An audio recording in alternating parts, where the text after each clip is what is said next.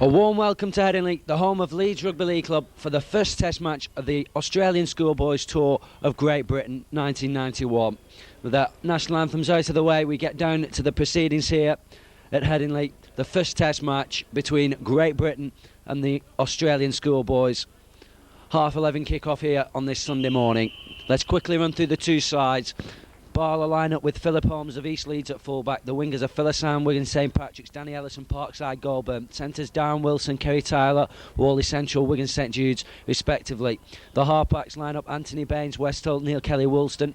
The front row Craig Makin, Wigan St Jude's, Kerry Brookfield, Blackbrook, Graham Morton, Kells. The second rows Andrew Rasburn, Wigan St Patrick's, Simon Knox, Hedingley, and the loose forwards David Stevenson of Queen's Park, who really was impressive in the game last week for Pennine. The Australian schoolboys line up with Craig Makepeace at fullback. The wingers are Tim Patterson and Tim Horan. Centres Michael Butner and Jamie Olinick. Michael Butner is captain for today's game. The halfbacks are Craig Weston and Damien Chapman, which means there's no place for Glenn Eyre or Craig Simon in those two positions. The front row, Roger Best, Chris Sheldrick, Stuart Collins. Second row, Scott England, Andrew McIlwain. And loose forward, the youngest player of the tour, Sidney Dominic. The substitutes for today's game are Anthony Pauling, Clinton O'Brien, Craig Simon and Glenn Eyre for Australian schoolboys. For Barla, Craig Murdoch, Philip Hepworth, Robert Appleyard and Martin Maders. The referee for today's game is Mr Dave Aitken, who's just about to get us underway. The touch judges are Kim Taylor and Graham Shaw as we get ready for our first test match here. We've had 4 games now for the Australians. They missed the 5th one because of frost, which was going to be held at Hull. As the Australians immediately lose possession. They're really fired up, the Great Britain boys. They really do want to get a win here. And immediately Australia penalised for not getting back the full 5 yards. And it's an immediate opportunity for Phyllis Sam to have his first kick at goal and to get the Barla Young Lions on the scoreboard.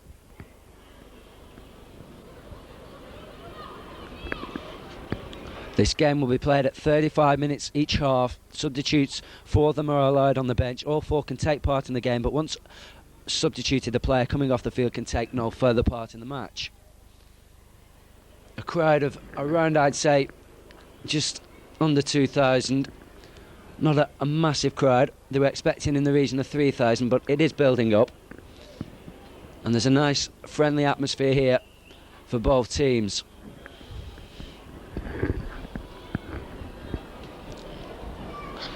And can Phyllis Sam put the Young Lions in front after just 2 minutes of this game?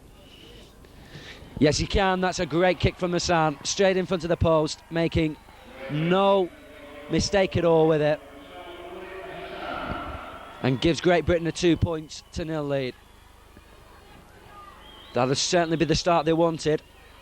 The Australian schoolboys were looking like they were just going to start getting into a bit of form against Yorkshire at Post Office Road, Featherstone last Sunday, when they really put up an excellent display, especially in the second half.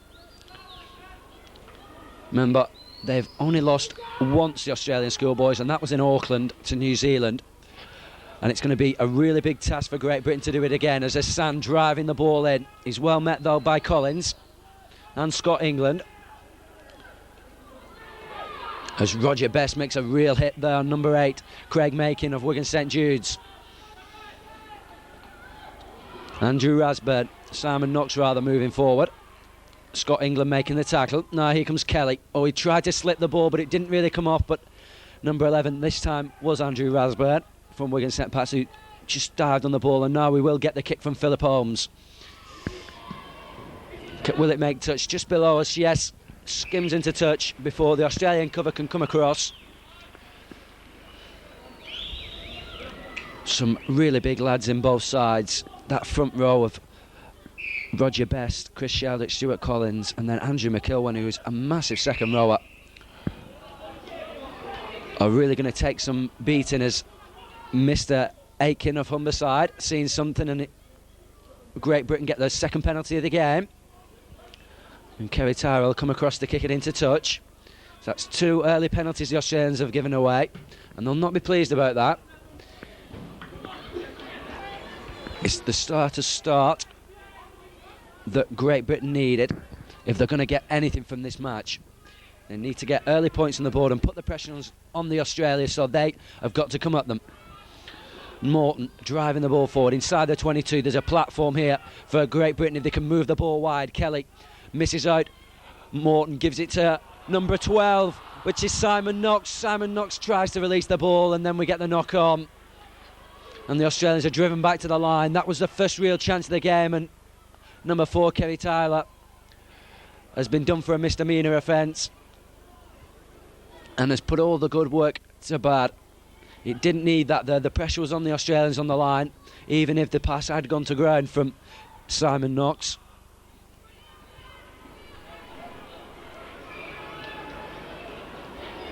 And now the Australians have a chance to just take the ball back up to the Great Britain side. Roger Best driving the ball forward. Something you'll see him doing all this morning and into the afternoon in this game. Here comes Andrew McIlwain. Good tackling from England, and number 8, Craig Makin there coming over the top. Chapman gets the ball away to Sidney Dominic. Dominic spots half a gap, but Makin comes across to cover it.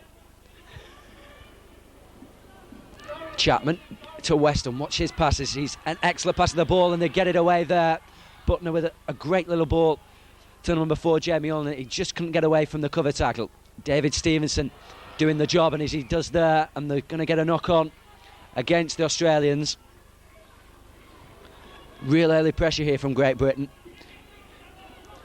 They're really fired up for this match. They believe that they can pick up the first win here against the Australians, and certainly they have nothing to fear, but we have seen that the Australians have started to come really good as the tours progress. Stevenson, who had such a good game, as I was saying before, for Yorkshire at Post Office Road, Featherstone, against the Australians last Sunday.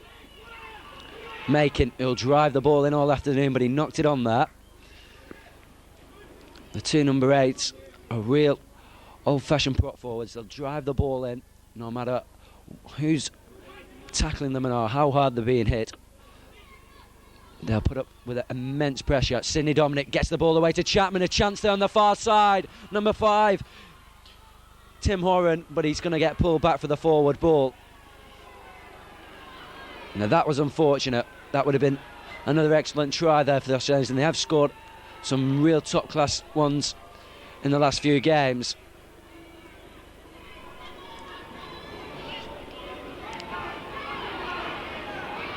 Kelly gets the ball to Stevenson. Stevenson releases it, but no real room forward for Great Britain. And Anthony Baines going on his own from West Hull, Brookfield to Kelly. Kelly gets the ball to number 11, Andrew Rasburn, who tries to make the halfway line, but he's well stopped by Collins in England. And now we'll get the kick from Kelly, but it's well read by Horan moving back, and he's got some room here, Tim Horan. And he goes past 3 tacklers, but he's not really getting much yardage, and Kelly and Hassan and Wilson all come in to make sure he doesn't get much farther. Oh, silly mistake from Great Britain. And it's not going to be taken quickly by Damien Chapman. He sensibly is going to leave it.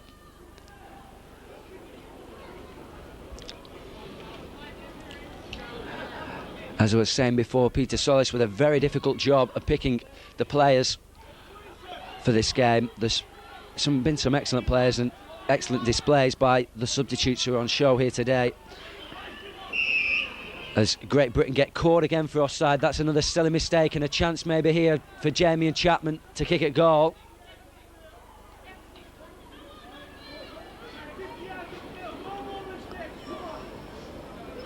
Horan shading that will go for 6, which obviously means they're trying the goal rather than the penalty. And he's put a good kick in there to put the pressure on Great Britain.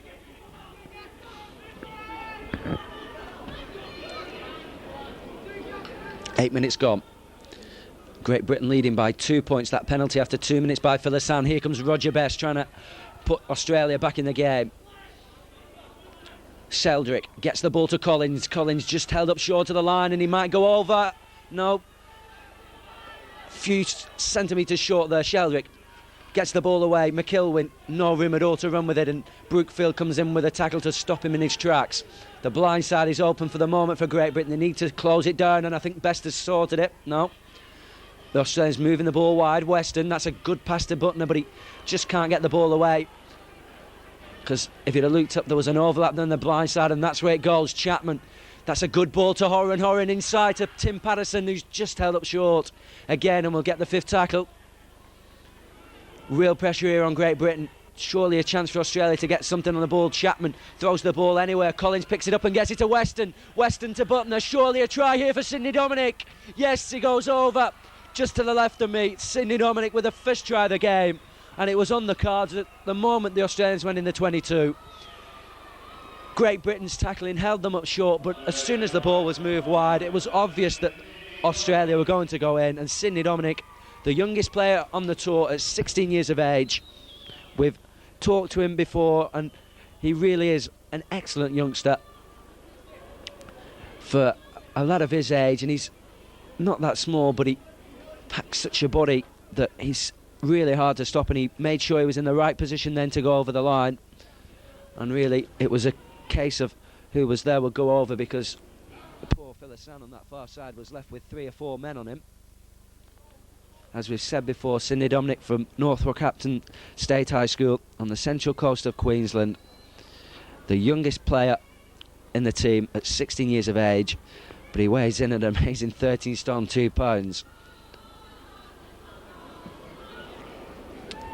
And it's given Damien Chapman the opportunity after 10 minutes to get his first goal of the game, and he really has been in excellent kicking form. And that really must be the reason why he's picked up his test place here in place of Glenn Hurt, who hadn't really put a foot wrong in any of the games that he's played in. But I think Chapman's kicking has just edged him out of this team.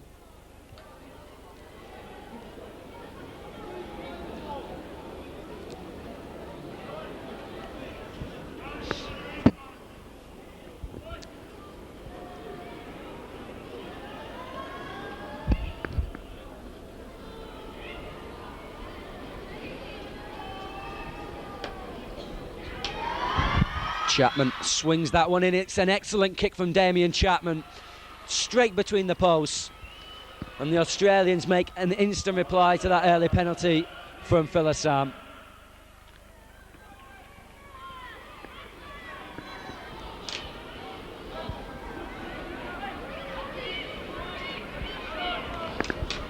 So 10 minutes gone, and Australia take the lead for the first time in the match, 6 points to 2. But I'm sure that won't be the end of the scoring in this game. There's a long way to go yet, as Holmes puts the kick deep. Here comes Craig Makepeace. Gets it out of his own 22 before he's met by Makin and Brookfield. Oh, that's surely a knock on there by Patterson, yes. Mistaken, spotted it. And the sun's just come out here at Headingley for the moment. And the dismal grey morning that we've had just seems to be starting to brighten up. Maybe a try for Great Britain and help it even further. Brooke Tyra held up well there. Here comes Knox. Doesn't gain many yards before Makepeace makes the tackle. Now comes Kelly. Oh, Dominic missed the tackle on number 10, Graham Morton, but Morton couldn't get past Scott England. This time David Stevenson will drive the ball in. Still not much yardage game. Kelly will put the kick up. That's a nice kick from Kelly. It's put pressure on Makepeace and he's lost the ball. Oh, well covered by Tim Horan. But still the pressure on Australia here. They need to put in a good set of 6, Great Britain, and pin them right down on the line. But they are so good at the dummy running around the play of the ball. And you see Patterson's gained a 5 yards, but he's lost the ball. Chance here, surely Stevenson, or rather Phyllis Darren Wilson, picks the ball up. Brookfield gets it away to Kelly. Now moved to number 12, Simon Knox. Knox to the winger, number 6, and he's over for Great Britain. A superb try by Anthony Baines. Baines have moved out of the line and moved out wide, and Great Britain make an immediate reply to the try by Sidney Dominic. Number 5, Danny Ellison, wasn't needed on that far side. And he went over in the corner. He scored in the first game for North West Counties, and he scored again here today. I thought for a minute it might have been Anthony Baines there on the wing, because he moved out of the line. But in fact it was, as we rightly said, Danny Ellison from Parkside, Goulburn, who scored the only try for North West Counties on the first tour game. But he could have had 3 or 4 really, if he'd just have had a bit more luck from the referee and a few extra inches of a lunge.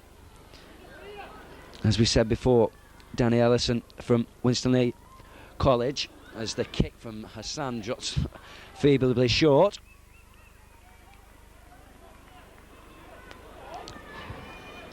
Age 18, height 5'10", and weighs in at 12 stone 3 pounds. Danny Ellison has represented Lancashire under 19s, and he's got the first try of the game here for Barla, and it's starting to open up into a very open game, this match.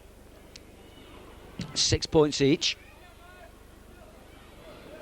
as Hassan will try and gain some yardage now to make up for the failed kick. Good run from Hassan, but he'll not get past Sheldrick, or Best.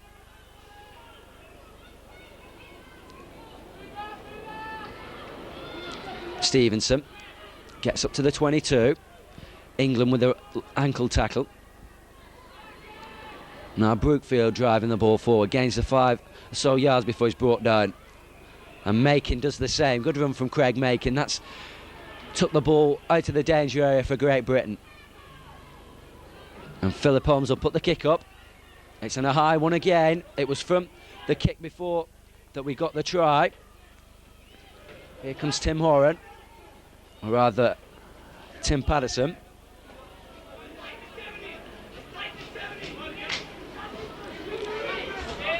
Horan this time drives the ball forward. Collins slips the ball, but it's a bad pass, and number 13 David Stevenson will pick it up, and he's going to win a penalty here. David Stevenson. Craig Makepeace doing a little too much holding on at the play of the ball, as was Chris Sheldrick. It's another good opportunity here for Great Britain to put some pressure on to the Australian schoolboys. They've certainly not been overawed in this match. That's one complaint that you've got to have about the Great Britain teams that have played Australia so far. They seem to have been overawed by the fact that they're playing Australia, and when they do get in the 22, they've either tried to be too clever, putting too many passes instead of playing the simple rugby, which has got them in that position. But Great Britain have certainly not done that today.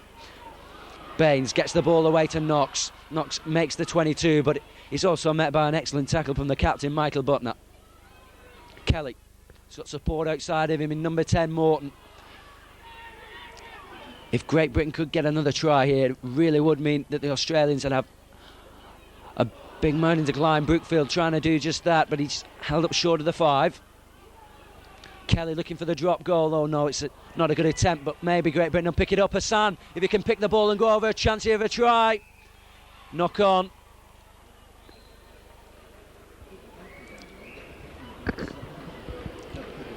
For the second time down there, the Australians not capable of clearing the kick. They should get the ball away here now with Chapman. He's moved away from Kelly. Can't get past Baines though. Makepeace driving the ball in. Brookfield and Kelly in there with the tacklers, as was Makin, who's got through an awful amount of work in this opening 15 minutes or so. As they drive the Australian forward back there. That's excellent tackling from the young Lions. That's what they've got to do all the game. Roger Best didn't know what he hit him then, as Collins gets a high tackle from Anthony Baines. And again, the good work that that was being done on the Australians in the tackle has been let down, because the penalty now will relieve the pressure on the Australians and put them back on the attack.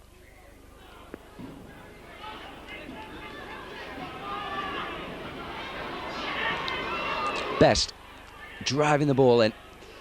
Andrew Rasburn and Morton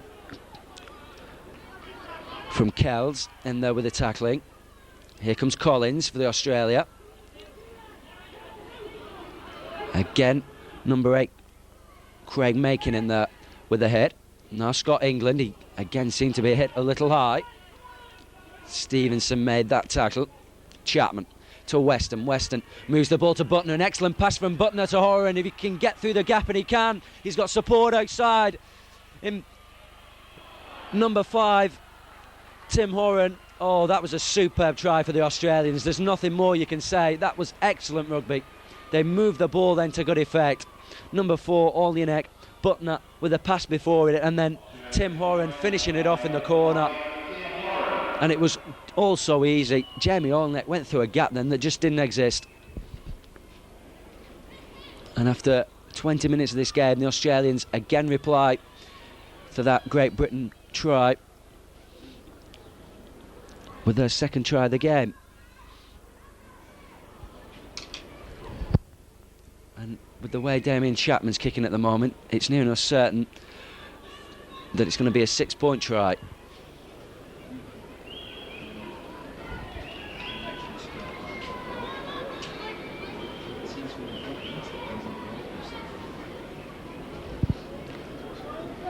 We're certainly being treated to quite a few points here, and in the open areas of Headingley, it is a wide pitch. Have meant that both sides have been able to move the ball wide and give it to the wingers and centres, and it's certainly something that the Australians like to do.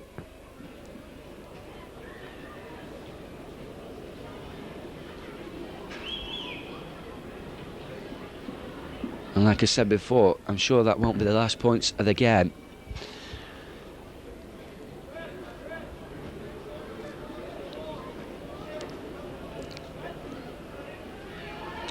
Chapman with a conversion, and it looks good again. Yes, Damien Chapman with his second kick of the match, and again it was straight through the post.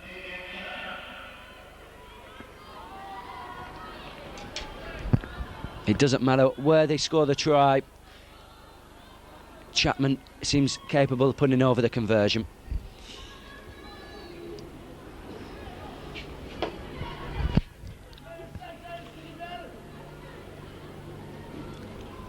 Great Britain now have got to reply like they did when the Australians scored the first try and get some points back on the board, and they've got a great opportunity now because there's been a knock on there down by Tim Patterson, and if Kelly can get the ball from the scrum, maybe Great Britain could make an instant reply again. Kelly, oh, he's lost it, but he'll just recover in time. So Roger Best comes over the top of him. Hassan gets the ball to Stevenson, Stevenson to Baines, but they've lost the ball again, and surely there was a knock on there. Yes, number 3, Darren Wilson, the culprit that time.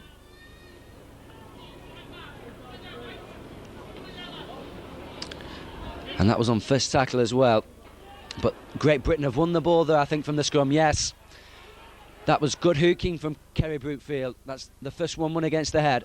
Rasburn moving forward, trying to reach the 22. Brookfield to Kelly. Kelly will miss Stevenson out and move the ball wide, but there wasn't any depth there in the line. Kelly again. He really is a tricky scrum half, and he gets a neat ball away to Makin. Now the blind side. Rasburn moving forward, standing up in the tackle, but he not to be able to get the ball away because there wasn't really much support around him. Kelly to Baines this time. Baines to Stevenson. Again, there's no real depth in the line. Stevenson tries to go it alone, but there's too many green and gold shits around him, as the Australians are penalised for pulling at the ball in the tackle. And I think Philissan will go for goal again. Yes, Stevenson handing him the ball.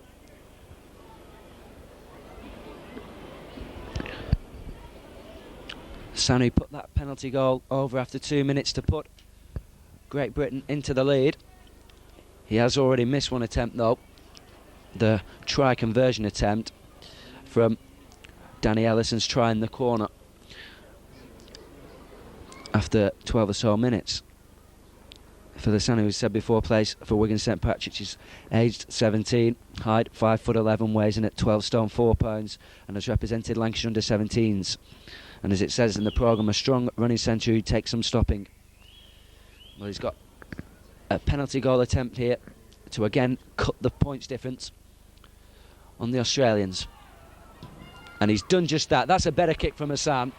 He seems to more favour it from the right-hand side, his kicking.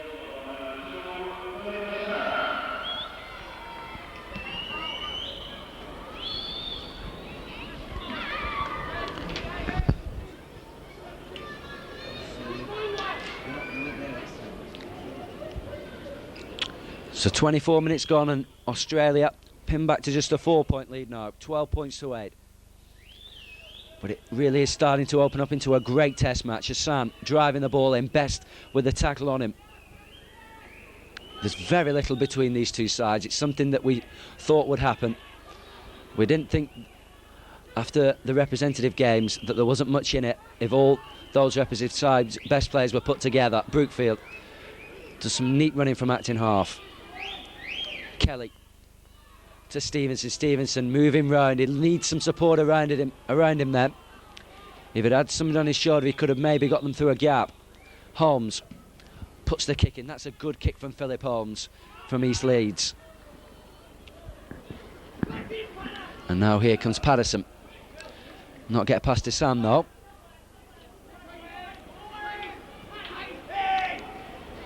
Chapman gets the ball away to Dominic. And Craig making again in there with a smothering tackle.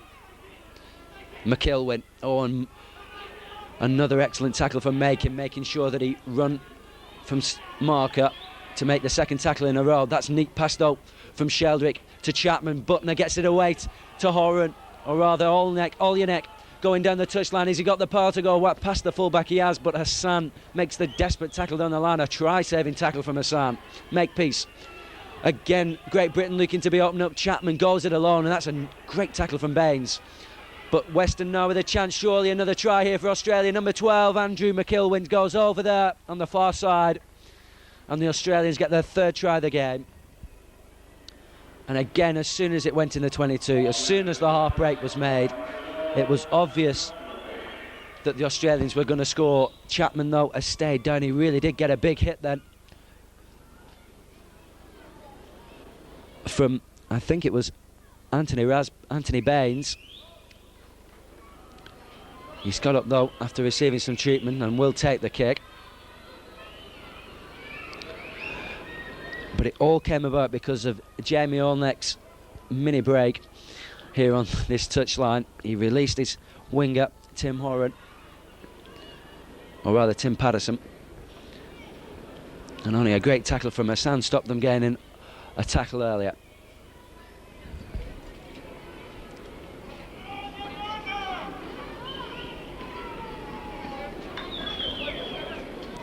And I'm sure Brian Chambers will have words to say about this in the half-time interval.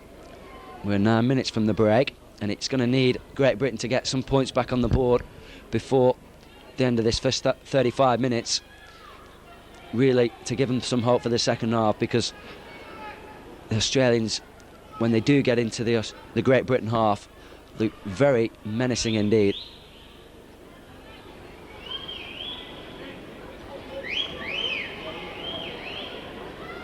But you've got to say that the Australian tries have come on the counter-attack, and it's been Great Britain who put most of the pressure on without really gaining the points that they must feel they deserve. Chapman, it's been Hintz kicking, and there again he's put over an excellent conversion. What can you say about that lad? He's unbelievable. It doesn't matter whether it's from the left or the right, he hits the ball so sweetly. He did a kick at Huddersfield a week or so ago, and it's no joke when you say that he swung it from right to left and brought the ball back in with a wind, and that was off the touchline as well.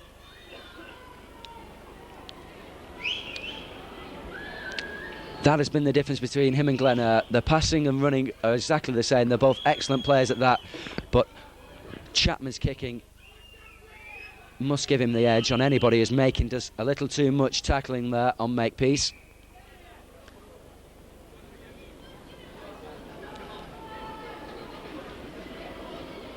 And in fact, it's going to be number 12, Simon Knox, who's getting the warning from Dave Atkin.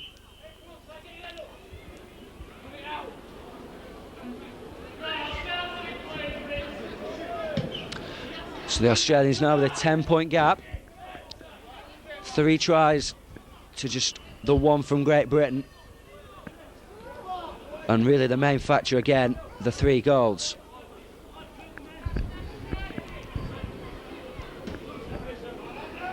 Collins driving the ball in. Oh, that's another good tackle from Macon.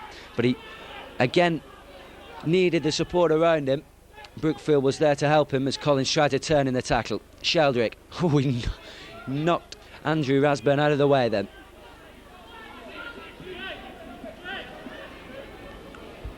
Chapman to Dominic. Dominic coming into the line and into the 22. Every time the Australians have been in this position so far, they've scored. Great Britain have got to start holding them up. Chapman moving the ball to Weston. Weston, no, what can he do? Oh, he's gone straight through the gap and surely another try. Craig Weston, oh, he's just held up short, double movement. If he'd have released the ball then, the standoff Craig Weston, he would have surely got another try. Number 4, Jamie Olnett, was screaming for the ball, and he really does deserve a try, Olnett, because he's been the player that has made the half breaks for the tries before him, for Dominic, and for Tim Horan, and then for Andrew McIlwain. But Weston then just seemed to be a little greedy. Macon moving forward. No, he's got to release the ball and does just that. Oh, that's better play from Great Britain. Tyra, he also needed to release the ball, but he's still going forward. Good run from Kerry Tyler. And he'll quickly play the ball. Brookfield to Stevenson. Stevenson's got to release the ball then. He didn't seem able to do just that. Baines to Kelly. Kelly, no, will get the kick in. And that's a good one. It's over Makepeace's head. He'll have to scamper back for that ball.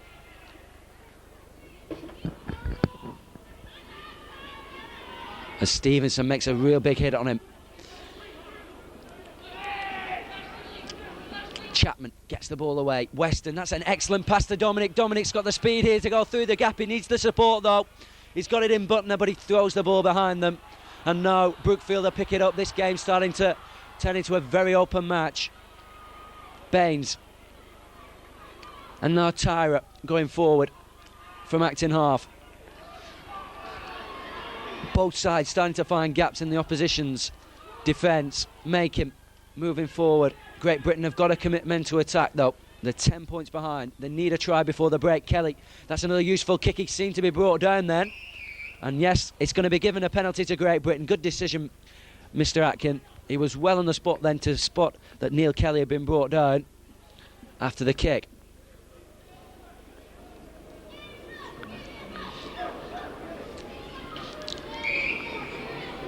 And Great Britain signaling that they're going to go for the penalty again. And it's going to be Philip Holmes to attempt this one. I'm not quite sure why there's been a swap with Philisan, because the 2 penalties he's kicked from this right-hand side has been straight through the post. It seems only when he's kicking from the left-hand side that he has trouble.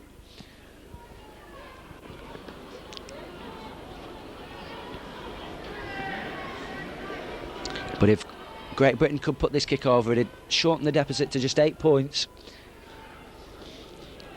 And with just some 2 or 3 minutes left of this half, it seems the right option. There's still a long way left in this game.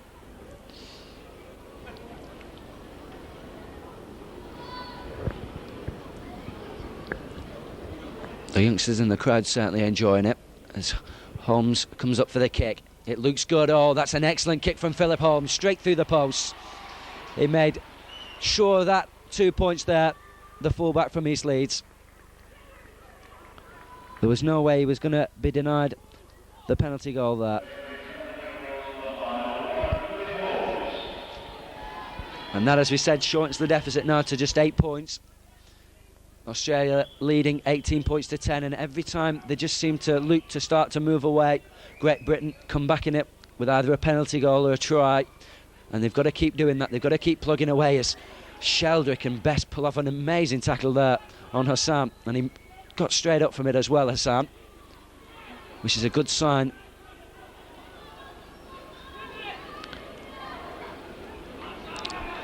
Here comes Wilson, the centre, moving forward.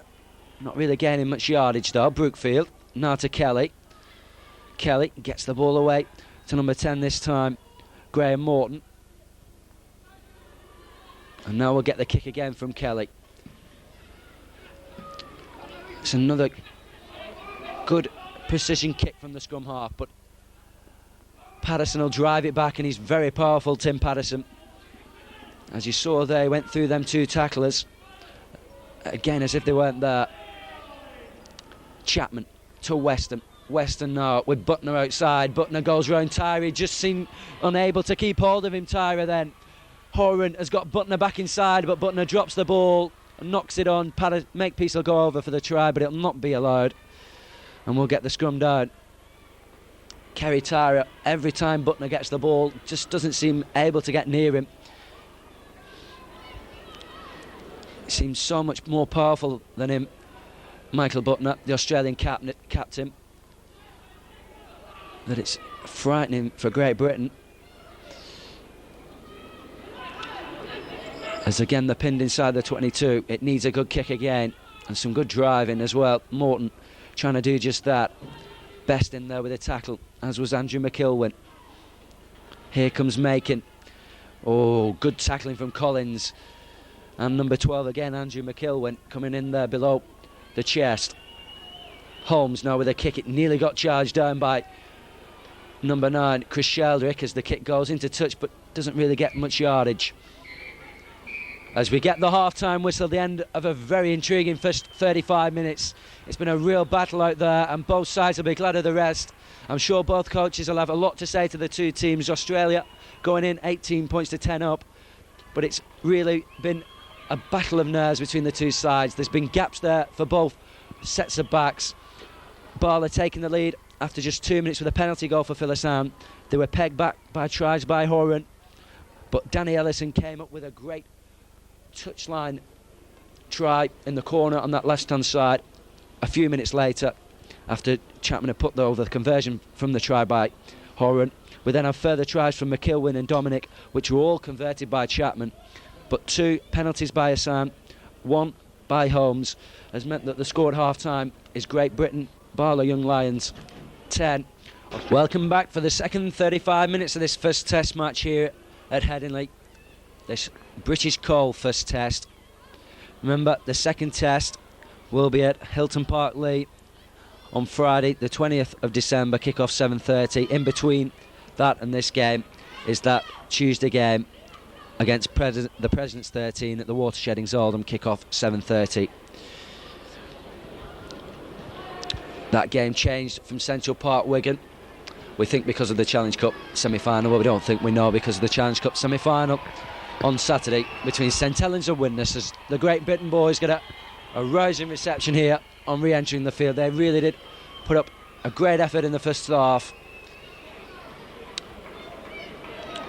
It would be stupid for anybody to say that this Australian side hasn't got a lot of class, because it oozes through the team, especially when they attack.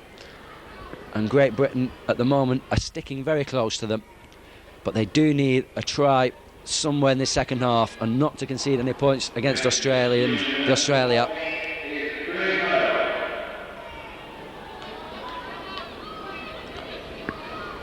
As Great Britain have made a substitution at half-time, Craig Murdoch has come on.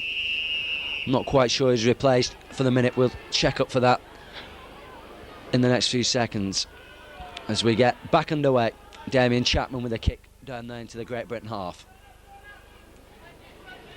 Hassan moving forward. I'm sure Brian Chambers will have fired his side up for this second half and told them to put in a really big 35 minutes. Brookfield out to the 22. Kelly gets the ball to Stevenson. Stevenson nearly gets away, but Dominic's in there with a tackle. And Stevenson loses the ball and also seems to have took a bit of a knock there.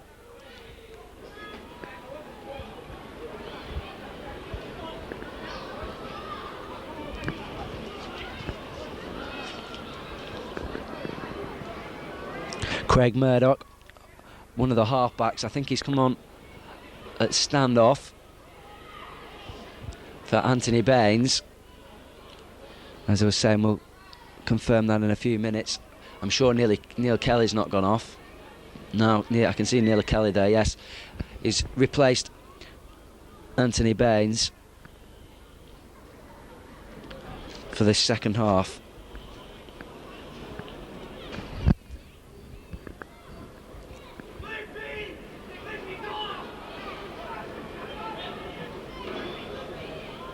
Stevenson still receiving attention down there. That'll give me the chance to just run through the scores from the other tour games. Remember, it all started Friday the 29th of November against North West Counties at Knowsley Road, when the Australians won that game 32 points to 6. Then on the Monday against Cumbria, 4 points to 28 against Cumbria. Then the Pennine team was dismissed 38 points to 2, and then the last game against Yorkshire, 28 points to 1 at Featherstone Post Office Road. But here today it's been a far more closer game as the Australians win a penalty at the scrum.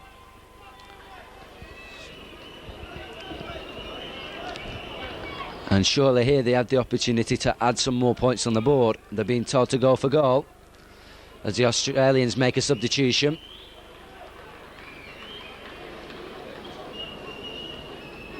Number 15, Clinton O'Brien coming on, as David Stevenson also goes off the field.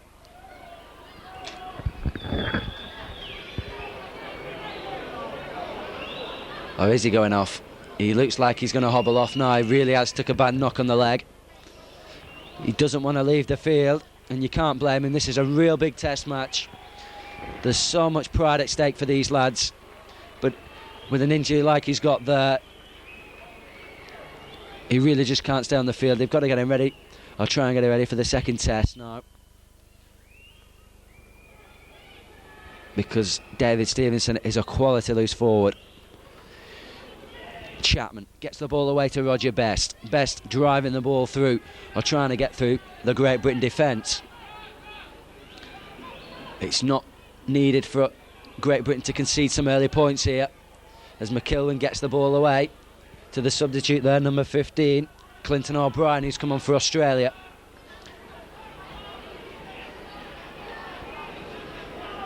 Chapman, he's got Weston outside of him. This is the line that they need. It's very deep as Weston comes round again and releases the ball to Makepeace.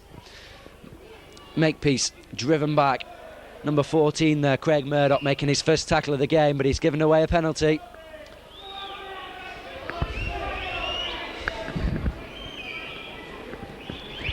So we've had 2 or 3 changes here at the beginning of this second half. Clinton O'Brien has come on for Australia. Craig Murdoch and I think Philip Hethworth have come on for Barla. We're definite Craig Murdoch, not quite sure who's come on for David Stevenson yet.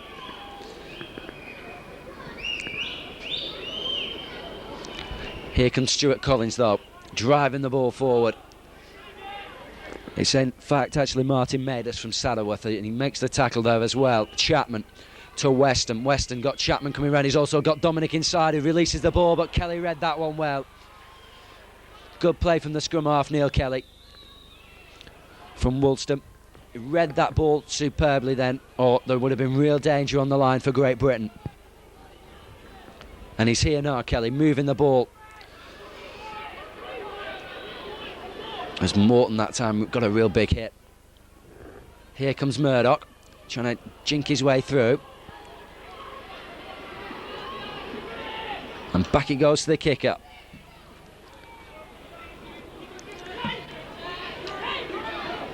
Makepeace driving the ball forward.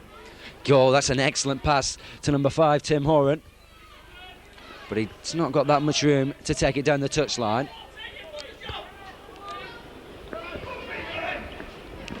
Butner gets the ball away to Weston. Weston, a quick pass to Olenek. Olenek got a gap in front. He's also got 2 players outside. He decides to go on. No, he releases it to McIlwain. McIlwain with the number 2, Tim Patterson, on the touchline, and he scores. Oh, another superb try from the Australians.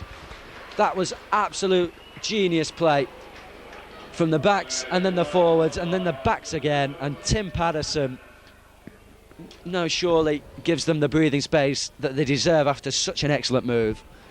Weston, then it was McIlwain, then Olenek in between and before did all the real hard work, and then finally Patterson finished it off in the corner. after an excellent pass from McIlwain. That was superb rugby from the Australians. There's nothing more you can say to that, except there's 6 minutes gone in the second half and they've now got a 12 points gap, which, knowing the form that Damien Chapman's in at the moment, will be increased to 14.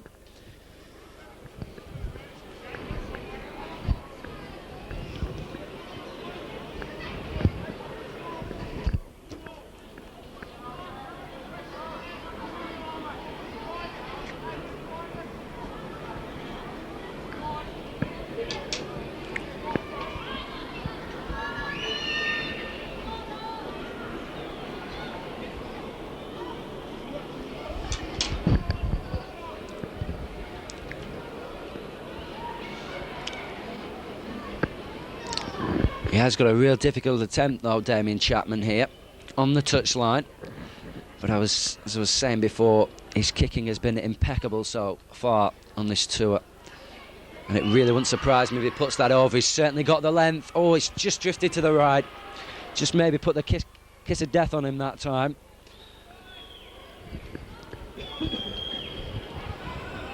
But he put up a great attempt there, Chapman. It was just a bit unfortunate. Now Great Britain are maybe now got to start to look to go for broke. They're 12 points down, so there's only 2 tries in it, but it needs those tries to be scored sooner rather than later. And in fact, as we were saying before, it's the fullback as well who's gone off, Philip Holmes, for the Barla side. I'm not quite sure if he picked up a knock. Number 6, Anthony Baines, is still on the field as Great Britain give away another silly penalty. It really doesn't need this at the moment. Number 12, Simon Knox, there, a little indisciplined.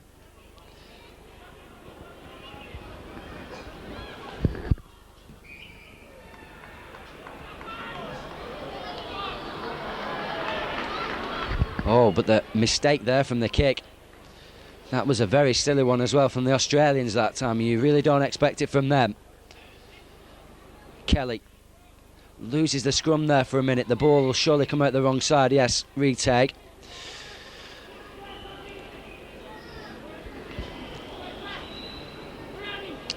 Now this time Kelly will get away with it. Gets it away to Murdoch. Murdoch brings Tyre into play. And Dominic and Makepeace make the tackle on him. Murdoch. Oh, that's a great tackle on the substitute, I think it is, down there. Number 17, Martin Maders, by Dominic. You could hear him ouching the tackle then. Kelly to Murdoch. Murdoch with number 12, Simon Knox, running in. But no way forward there past McIlwain and Dominic again. That's a good swish by Kelly. Number 10, Graham Morton going forward, but it doesn't really gain much yardage as we get the 4th tackle. Brookfield going it alone, gets the ball to Murdoch. Murdoch spotted the gap. Wilson tried to go through it and then decided he was going to get the ball away to Baines instead. And we get the last tackle. Kelly again will try and put one of his teasing kicks up.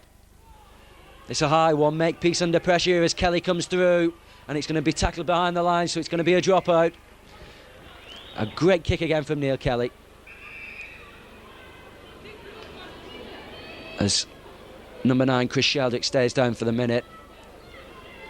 Just receiving some treatment, but Kelly's kicked them, making sure that Craig Makepeace caught the ball in front of his own try line and not behind it, and then knocked him back, so the Australians will have to drop out.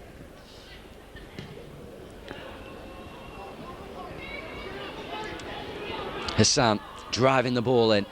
Oh, that's a good run from Hassan, and he seemed to be met quite high then from Makepeace and Collins. Here comes Makin, his first run in this second half, and he's done well there, Craig Makin. He needed support again, and there was none there. As somebody's boot is thrown right over to the far side. I think it's Makin's. Rasburn moving forward. As the linesman's come on the field, I think it was because of the boot being thrown away. Mr. Taylor there on the pitch as Makin goes across to pick up his boot. Michael Butner being asked to go and have a word with the referee.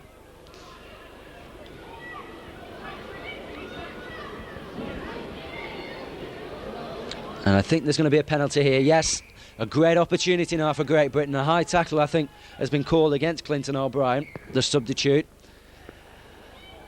But there was also a little bit of unsportsman play there on Makin. And it's given Philisan the opportunity to put over another 2 points.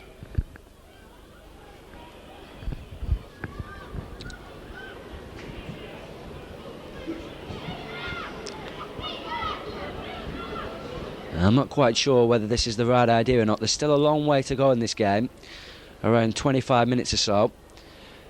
But they've got the pressure here on the Australians, and if they could have come away from 6 points from this position, it would have been a lot better than the 2 that they will get if Hassan can put the ball through the posts. Certainly there is very little in it at the moment. There'll be even less if Hassan can put this through. Yes, he does just that, Phil Hassan. Closes the deficit to just 10 points now. And gets his 3rd penalty goal of the game in the bargain. The 4th penalty goal of the game. Great Britain has certainly made sure of the kicking. But they've only 1 try to the Australians' 4. As Chapman again gets us back underway. They need something in the next few minutes, Great Britain. A try on the board is necessary. As Martin Maiders gets a real big hit there from Collins that time. 12 minutes is second half gone. Australia leading 22 points to 12 as Great Britain lose the ball. Brookfield and Kelly not in conjunction that time. Dominic though also losing it, but he recovers and Kelly has to make the leg tackle. Collins driving the ball forward. Just look at that. McIlwain was right on his shoulder then. Whenever a forward or Australian forward or back goes forward and seems to look and make a hard break as Best drives the ball in, there's somebody on his shoulder. There's a green and gold player there ready to take on the opportunity. Chapman moving the blind side. Brings in Olyanek. Olyanek powerfully tries to get over the line, but he's just held up short. And I think support play has certainly been the key to this game. It's been the difference, in my view, between the two sides. Weston to Dominic. Dominic's going to go over for a great try. Superb ball from Weston. But it was quick, precise, and the 5th try of the game. And Great Britain are hit right in the guts. That's a sickening blow for Great Britain. An excellent try for the Australians. Again, it was precision running from Dominic, his 2nd try of the match. Again, it was an excellent pass from Weston and Chapman to get the ball moving. And again, Great Britain are caught cold, and the Australians have now got 5 tries to Great Britain's 1.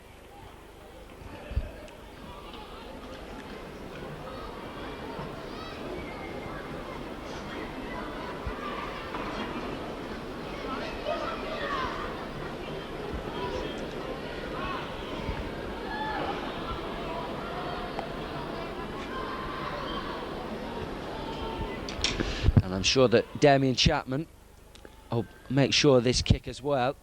It's a lot easier than the one before it.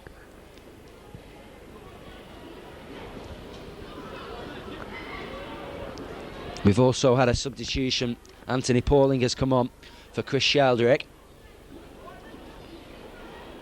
Straight swap for the Hookers.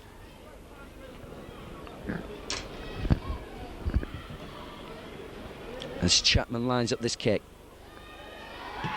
Oh, he's just sliced that one, and I'm sure he'll kick himself there. That's not like Damien Chapman. That one just to the right of the post, but well in his range.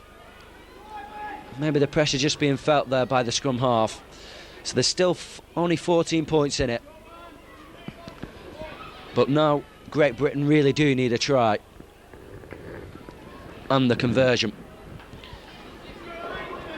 And I think they're going to make another substitution, yes. Graham Morton is coming off. And number 16, Robert Appleyard, is coming on. As we get the game back underway. Darren Wilson with a kick. Chapman giving the ball to Best. And straight away, Robert Appleyard in there with a tackle. Collins moving forward. Brookfield in there. Round him like a whippet. as Pauling seemed to knock the ball on for a minute. Gets away with it. Dominic now driving the ball forward. He's had another excellent game, Sidney Dominic, and he's also got 2 tries. Best appeals for forward pass, but he was right on level with the ball then, Roger Best.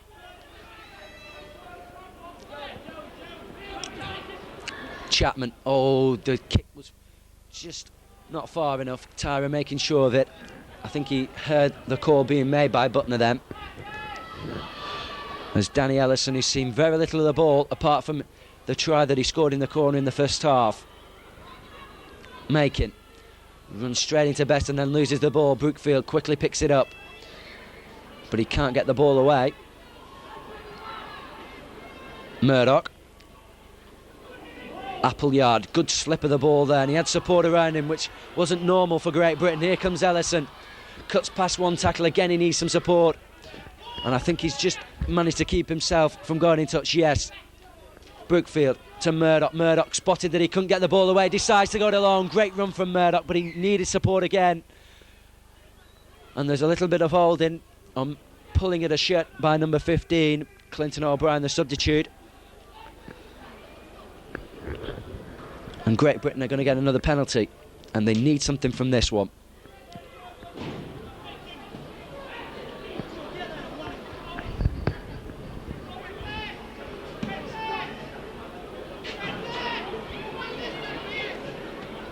Here comes Makin. He's met by Pauling and Best up, and gets just into the 22.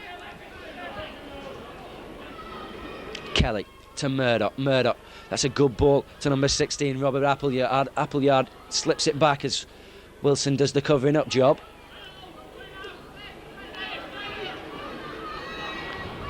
Kelly, that's another neat kick from Neil Kelly. Chapman though read it well that time, but he's lost the board. Surely a chance here for Great Britain. Yes, a try.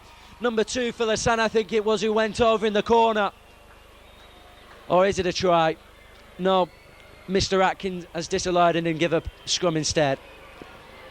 For a minute I thought there the kick had been lost by Chapman. It had been lost by Chapman, but a knock-on has been given against Great Britain, or has it? It's been given against Australia actually, as Kelly gets ready to feed the scrum. Well, why was the try not given then?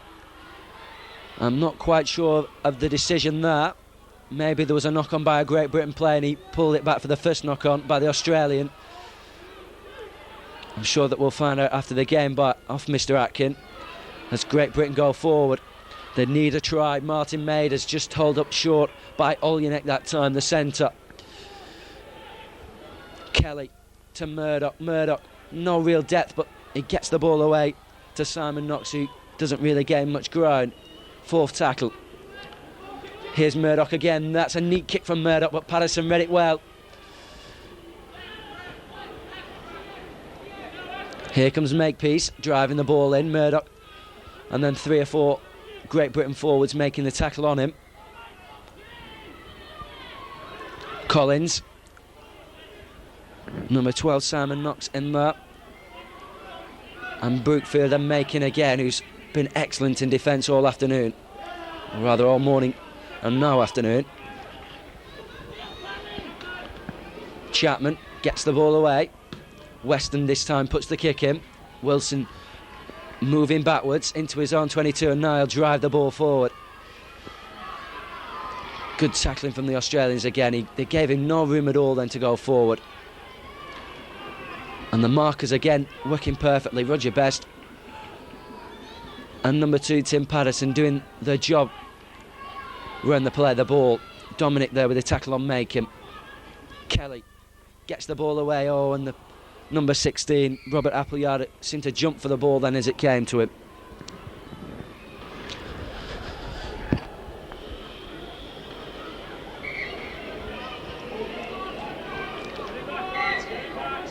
(26 points to 12), 14 points in it to the Australians as Great Britain win the ball against the head. Brookfield, the second time he's done that. Chance here surely. Baines going forward. There's no support again around him, and he has to run into the green and goals without any white shirts near him at all. They really do need to get the support play worked out, because if Baines had some Great Britain players around him then, surely, like the Australians do, there would have been a try on the board. That is the difference between the two sides. The Australian support play is 10 times better than the Great Britain's. Kelly gets the ball away. Again, it's Appleyard driving the ball in. Again, there was no real depth in the line-out. Wilson going forward. No real options on. Buckner in there with the tackle, as was Chapman. Kelly to Murdoch. Murdoch misses out. Kelly sees the gap and goes it alone. Again, where's the support around him? Again, there was none there. Wilson gets the ball away. Surely a chance here for Great Britain. Rasburn, Knox all moving the ball right. Baines releases the ball to Hassan. Hassan gets around one tackle, but he can't get past Olyanek. Now he plays the ball. Baines looking up, decides he has to go it alone and gets smacked into the floor by Andrew McIlwain. Brookfield, that's a neat kick from Brookfield, and that has to be knocked behind by Olyanek. And we're going to have another dropout from Australia schoolboys. But that was real pressure again from the Barla side. But twice there was an opportunity then. The gap was found. The first time it was by number 14 Craig Murdoch. The second time I think it was Filisano, one of the players out wide on that far side, on Knox, had got the half break, and again there was nobody really around to give the ball to, and it ended up just being thrown back anywhere. Knox driving the ball in. That was a high tackle by Pauling. Mr. Atkin though deciding that it was just on his chest, and Simon Knox very slow to get up. Kelly with too many options on that time gives the ball to Macon, he knocks it on.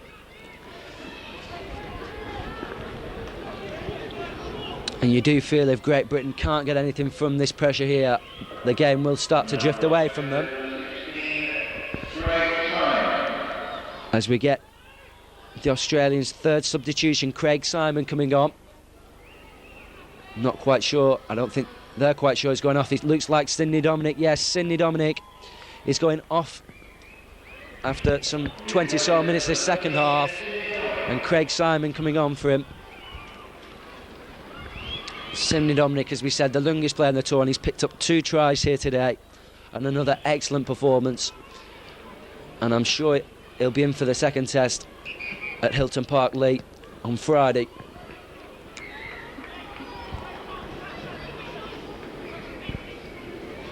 As Chapman gets the ball from the scrum, and the substitute number 16 Craig Simon gets the ball away to him. Chapman going straight through the gap. Can he go through Wilson? No. Dan Wilson makes a great tackle there in the centre of the field, but he keeps his man down too long, and Australia will get a penalty.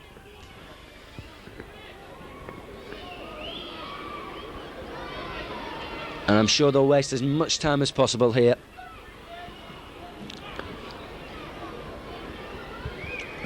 Horan kicking for touch, and he's made it. And the pressure here on Great Britain again, and after that 5 or 6 minutes of plays and tackles on the Australia line, they just don't seem to have been able to get anything from it, Great Britain. And it's the Australians who are coming back at them now, with Clinton O'Brien driving the ball in. Chapman, he's got McIlwain there, he decides to go it alone. Chapman, he's walked through the line and scored the 6th try of the game. Damien Chapman, who surely now must be one of the favourites for the Man of the Match award after that try, decided that there was no real room to play the ball out wide to the forwards, McIlwain and Stuart Collins, and decided to go it alone, and picks up his first try of the game to add to the 3 goals, and surely now the 4th goal of the match so far, and take his points tally for the match to 12 points if he can put this over.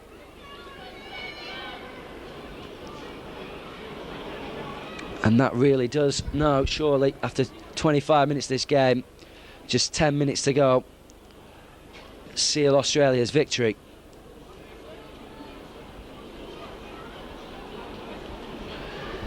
There certainly hasn't been 18 points in this match, but you do feel, or you did feel, when Great Britain didn't come up with any points from that set of really 18 tackles on the Australian line a few minutes ago, that the Australians would come down, and when the penalty was given, the signs were on for the try. They have a cockiness about them, the schoolboys, that they look like they can score really when they want to, and every time they attack, as Chapman makes sure the goal that time is 4th of the game. So now it's 32 points to 12. And although the scoreline may make it look a convincing Australian victory, it certainly hasn't been that. There's certainly been a lot more in this game than the scoreline shows. I think the half-time scoreline of 18 points to 10 is a truer reflection on the game than the one at the moment, and it's up to Great Britain now to try and get some more points on the board and not let the heads go down. But as we look to the scoreboard to my left, the story of the game is shown by the tries scored, and when you think that Great Britain have only scored 1 and Australia have scored 6, that really tells it all. Chapman gets the ball away to number 15, Clinton O'Brien. Chapman again there, this time to Weston. Weston brings Butner inside. Butner breaks the first tackle and releases an excellent ball there. Just below me to number 5, Tim Horan. Horan going down the touchline. Oh, he just can't get it inside. And number 5, Danny Ellison picks the ball up, but he was in an offside position. So Australia will get the penalty. And in fact, it wasn't Tim Horan. Horan's there. Now again, the ball away. It was Weston on the touchline. He just went out of view as u19s goes in for his first try of the game and the 7th try of the match. And now the Australians are really coasting. That was a very slack tackling from Great Britain. But u19s really deserved that try. He's done a lot of work. He's made a lot of half breaks and set up the tries, especially in the first half. And if anyone deserved a try in the second 35 minutes, it's Jamie u19s. But Great Britain now are starting to look very tired and very dejected behind those posts to my right. The heads seem to have dropped, and Brian Chambers is going to have a big job in the midweek to lift them for the second test. As David Stevenson, who limped off earlier in this second half with an injury, picks up the Man of the Match award.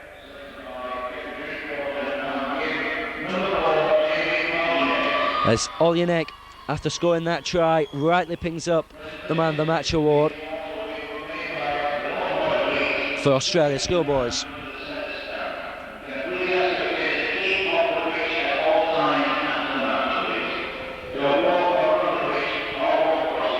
You really can't argue with the Australian Schoolboys Man of the Match. It was definitely between u19s or Chapman, who both have had real big games.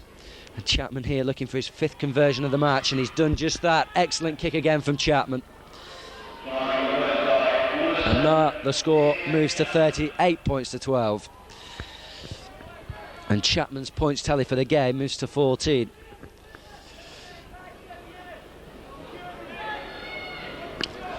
I'm sure, though, that Neil Kelly and Craig Makin, as well as Phyllis Ann and Danny Ellison, who scored that try and really has had little of the ball to do much else with him, Kerry Brookfield, they all deserve praise for having a real good game as Andrew Rathburn goes off the field. And Phil Hepworth comes on.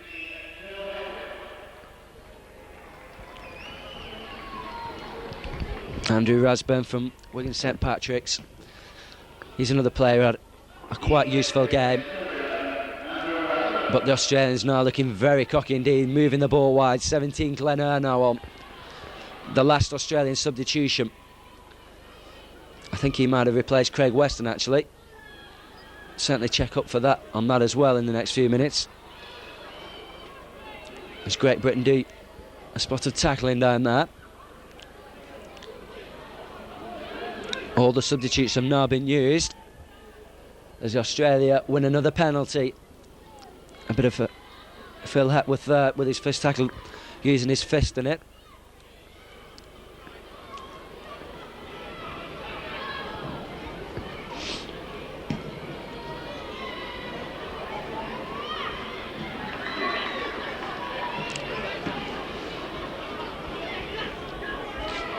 Here comes McIlwain, driving the ball in, and he's walked through 3 tacklers there. And they look very capable of putting on another 10-15 points in the next 10 minutes. There's a great little bit of play there. I think it was from Craig Makin to win the ball back. Yes, He won the ball back at the play of the ball from the Australian forward McIlwain, who stayed down there on that far side. Kelly releasing the ball to Hepworth.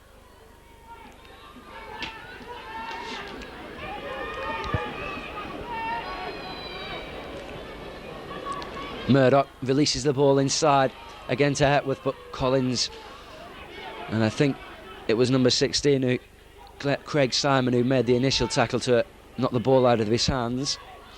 As here comes Clinton O'Brien driving the ball up to the 22.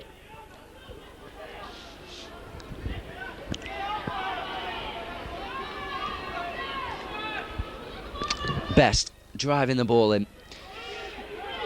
Good tackling from Maiders. And Brookfield, who, like we said before, there's another player, had an excellent gauge. Chapman gives it to Butner. Michael Butner's going for another try. The captain goes over for the Australians for the 8th try of the game. And I'm sure he'll be well pleased with that one, Michael Butner. He's seen very little of the ball in that centre position. And I'm sure as captain, he'll be glad to just go over there in this last 10 minutes to add more to the misery of Great Britain than the scoreline.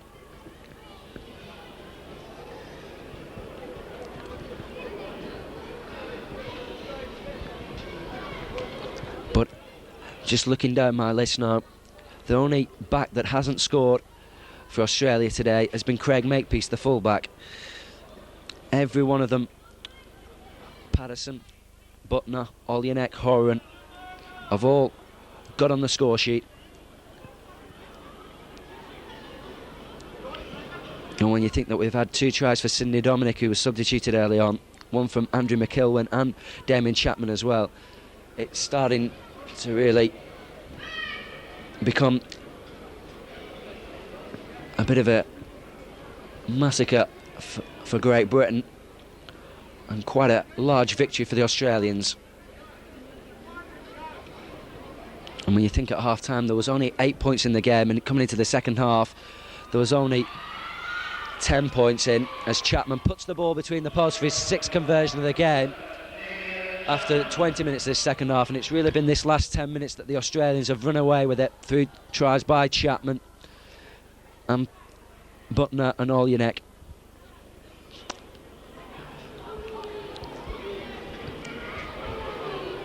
And now with just 2 minutes left of this game, I'm sure that Great Britain will be waiting for the final whistle. Wilson gets us back underway. Australia leading 44 points to 12. This second half has been, amazingly, has gone to Australia some 16 points to 2, and it's not over yet. Chapman, a slack pass, but he managed to find hands. That excellent touch into the ball there. Finally the ball does fall to ground, but it really wasn't surprising. The ball was just going to hands and then going out wide as if it was a feather duster. Then Kelly gets the ball away to Murdoch. Murdoch tries to bring Macon in, decides he better keep hold of the ball instead. It's actually 26 points in this second half Australia have scored. As the kick comes in from Tyra, and we just lose the vision, and I think the ball has gone into touch. Yes, Mr. Atkins signalling that it'll be an Australian head and ball. Yes, actually 26 points to 2 in this second half. Australia have won this second 35 minutes, rather than the first 35 minutes was 18, which was 18 points to 10. Makepeace taps the ball to himself and goes forward. Making the tackle as we do get the final whistle here. The end of this first British Cold Test here at Headingley. A disappointing one if you're a Great Britain fan. They've been beaten by 44 points to 12, but you really can't complain. It's been an excellent display from the Australians.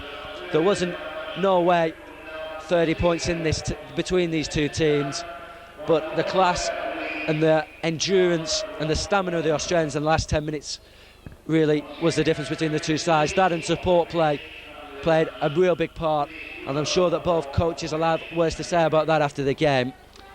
Just to go through the tries, it all started in the first half when Horan went over early on We then had further tries from Dominic and McIlwain as the half went on. We had a reply from Danny Ellison. We had 2 tries and 2 penalty goals, and 1 from Phil Holmes, as well as 2 from Phil Hassan, that kept Great Britain into it. Half-time score was 18-10 to Australia, and there was hope for the second half. We then had a try immediately by Tim Patterson to make it 22 points to 10. The conversion wasn't put over by Chapman, and we got a penalty goal from Phil Hassan to make it 22 points to 12. We then had another try for Dominic, the second try of his game. We had another one from Chapman. Then it really started to open up with Butner and Olyanek going in for further tries. And at the end, we have a final score of 44 points to 12. A very convincing win for the Australians. And they must move now to Hilton Park Lee on Friday after the President's 13 game again at Oldham in very high into the game, but there may be still some hope and promise for the second test. Well, I'm not that really downhearted. Obviously, I was really downhearted about the last 12 or 10 minutes of the game, but I thought the rest of the game we performed really well. We put them under pressure, especially in the early part of the game. You know, we was nearly over in the first minute. We scored a penalty, you know, after 2 minutes, and we was really in the game. They scored, and we come straight back with another try. I thought they really stuck to the game plan. They kicked them, they kept the pressure on where it should have been kept on, and the forwards, it was a really tremendous effort from the forwards. It was quite noticeable. They never bust us in the middle at all. The only place we'll have to work on is out wide, because that's what they do. They're sucking us in and moving the ball out wide. Every back of the Australians, apart from Craig Makepeace, came up with a try from this game, which really does say it all. As you said, it was the backs that won the game. What changes are you going to make for the second test? Oh, well, I can't really say about that. I mean, we're having a look at that. Obviously, we've picked up a few injuries. I can't really blame the two, some of the lads, because that's the first time they've been under pressure in such an international situation. We'll look at it, and we'll look at the video in the next few days. We've got a President's match on Tuesday. We'll see how that comes along, seeing if there's any up-and-coming stars in that, and who knows. How is David Stevenson, the loose forward? He's got a bad bruising on his lower calf. We're putting him under treatment now, and we hope to get him right for next Friday. Just a word about the players that really stood out. Craig Makin, as we said before, Kerry Brookfield, I thought had a good game, as did Neil Kelly. Was really the inspiration in the middle of the field. Yeah, I was really pleased with Craig Makin. I thought he made yards every time. He made the ball available. Kerry was buzzing, attacking half-back. Did a few scoots now and then. Other than that, his distribution and his hitting of the different players was really good. And Kelly came in as first receiver, running off his forwards. Nice little kits, putting the Australians under pressure. And what more can you ask of players? So on to Hilton Park then on Friday, and maybe a different scoreline. A lot closer, hopefully, anyway. Well, if you must play the game for the 70 or 80 minutes, whichever the period is. Obviously, we was right in the game until about 12 minutes ago. And if we can control that part of the game and they don't get wide of us, well, who knows? I'm always into. Certainly, there wasn't 30 points in the two teams. No, I wouldn't think so. No. One or two. We got the injuries at the wrong time. I thought Stevenson was an inspiration in the middle of the park. He seems to lift plays. He's got that sort of character. And when he went off, although I will say that the Welsh gentleman, when he came on, Rob Ackley, really had a good game. He was hitting the line, he was tackling hard, and he was getting rid of the ball. We can't look at negatives all the time. There was a lot of pluses there, and they're all sat in there now and saying, well, we was told, but why didn't we do this and why didn't we do that? But this is their national game, the thousands to pick from, and we'll just have to go back to the drawing board to a degree. A disappointed Brian Chambers then, but hopefully a lot more happier one on Friday night. Thank you very much for joining us. Yeah, Jamie, you came up with the Man of the Match award there. Some excellent running, especially in the first half. You proud of your performance, proud of your Australians today? Mate, I'm proud of the whole side altogether. It was a pretty big win, and playing outside of fellas like Mick Butenas just gives great balls, and it's great when the wingers just capitalise all the time. What about that last 10 minutes? You really did put the pressure onto the Great Britain side. There didn't seem that sort of points difference in the first half, but the last 10 minutes it just seemed the strength and the power of you went through the Great Britons as if they weren't there really. Yeah, I think so. We've had a pretty big build-up, and I think the nerves played a bit of a big part in the first half. But when we went in at half-time, Pete Solis had a bit of a word to us, and we come out firing, and we had a job to do, and we done it. What about the Great Britain team? How do you rate them? So they put up a gallant effort, I thought, and they're just probably getting better and better. Got a few great players in there, destined to go a long way. Yes, there was Craig Macon, I thought, that were the prop forward for Great Britain, had a good game, as did your prop forwards, Roger Best and Stuart Collins. What are the players you think off your side, apart from yourself, putting in a good performance today? Chapman's kicking again was excellent. Damien's a great player. He got the Dally M Junior Player Award back home. And Sid Domick is the youngest bloke in the side. He's a magic footballer. He's got a long way to go. And I hope he's not already there anyway. But firstly, the whole side, I reckon, was just superb. And now Friday in Hilton Park, another test win? Yep, for sure. We're not getting beaten now. Thank you, Jamie Olnett, man of the match here today. Thanks very much. And he feels that there wasn't 30 points difference in the sides. How do you feel about that? Well, in the first half, I thought we played poorly. And, we come away leading 10 points. You know what? I think we're a much better side. I don't know if it's 30, 40, 50, but as long as we're winning, it doesn't worry me. I think our play out wide is just too good. You really do have some excellent backs. Jamie Olnett was superb today. Yeah. Michael Button came in the game the last 10 minutes and made the difference and really put the points on the board. But what got me was the support play. It was there for Australia and it just didn't seem to be there for Great Britain. Well, all our players are linked around some sort of team play. And it's all for a purpose. We're not just going anywhere. We're heading for a position on the field. And I thought today our field position was great. We got to the field position and it came to the backs at the right time. And it just came too quick for them and they couldn't adjust. The thing that seems to tell the story for me as well is that the tries. Great Britain got 1 and you got 9. And that first half, Great Britain had a lot of pressure but didn't put the points on the board, whereas you had 3 attacks and scored 3 tries. Yeah, that's right. I mean, we dropped the ball and gave them the ball in our 22, so they're immediately in an attacking position. And I know it's not my job to be critical of them, but possibly the coach should be disappointed that they didn't make better use of that field position. What about your side? What players impressed you today? Chapman and Olnett were really excellent. Chapman and Bootner. Bootner's got great vision, all right? A big man with good hands, and he can read the play and the people outside him, and he's feeding them all day. And in the forwards, I thought the prop forward, Roger Best, had a great game. And, he's been ill in bed for 2 days, but he's come out on the field. I couldn't take him off because the hooker came off, and he's got better as the second half went on. And I thought the big fella, the big second row, Andrew McElwain. Yes, Andrew McElwain. Yeah, he enjoyed, running down the wing and passing the ball to the winger for that try. Andrew's a worker and he deserved everything he got today. He enjoyed that game. What about Great Britain? What players impress you for them? Oh, the number 4, the centre, the red-headed centre. Kerry Tyra. Yeah, good player, and he's, if he had a forward pack going forward, he'd be dangerous. And the prop forward, number 8, did a lot of work for them. I thought Neil Kelly had a really good game. His kicking seemed to put you under a lot of pressure. A little halfback. Yeah, he's busy. Yeah, he tries things and he probably lacks a bit of support around him. He's a goer. And now we've got Friday in Hilton Park, the second test. How do you see that one going? Well, we're out there to win it. We want to improve on our first half performance, carry on from the second half. We've got the game on Tuesday before that, so that's the one we're looking at the moment. So really, the game on Tuesday, then the test match? Oh, definitely. I think this will be a pretty good Presidents 13 they're going to pick. I don't think it'll be much difference in quality to what the Great Britain side was today. And some celebrations tonight, surely? A few celebrations, but we've got the game on Tuesday, so we'll bear that in mind. And we've got to support the boys that are playing on Tuesday, and some of the boys will have to double up. So, you've got to look at it like that. And celebrations next Friday. Peter Solis, a very happy Great Britain coach then. I'm not Great Britain, Australian coach.